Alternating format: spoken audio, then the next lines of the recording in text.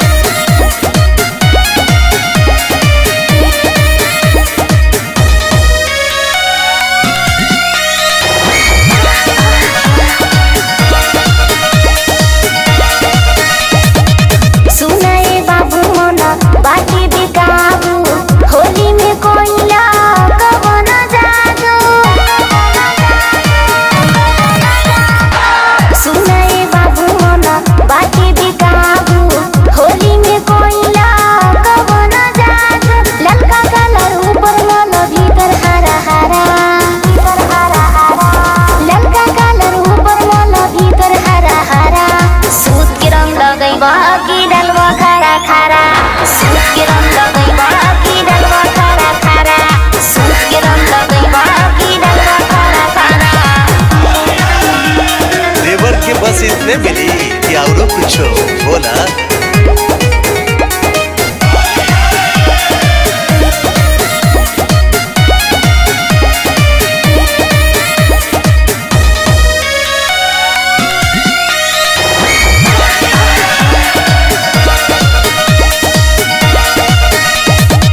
फागुन के दिनमा हो छुए पसीनामा, ऊपर नीचे भीतर करता रंगीनामा। फागुन के दिनमा हो छुए पसीनामा, ऊपर नीचे भीतर करता रंगीनामा। कौन नइखे जादे उजला दिए बीतल जाड़ा, कौन नइखे जादे उजला दिए बीतल जाड़ा। सूत के रंग लगैबा कि डालबा खारा खारा, सूत के रंग लगैबा कि डालबा खारा खारा, सूत के रंग लगैबा कि डालबा खारा खारा। साया साड़ी चोली देबरू लागे रंगवा सारा, साया साड़ी चोली देबरू लागे रंगवा सारा, साया साड़ी चोली देबरू लागे रंगवा सारा। सूत के रंग लगैबा कि डालबा खारा खारा, सूत के रंग लगैबा कि डालबा खारा खारा, सूत के रंग लगैबा कि डालबा खारा खारा। बोला का विचार बा? ए भौजी तू तो हिला दिलू।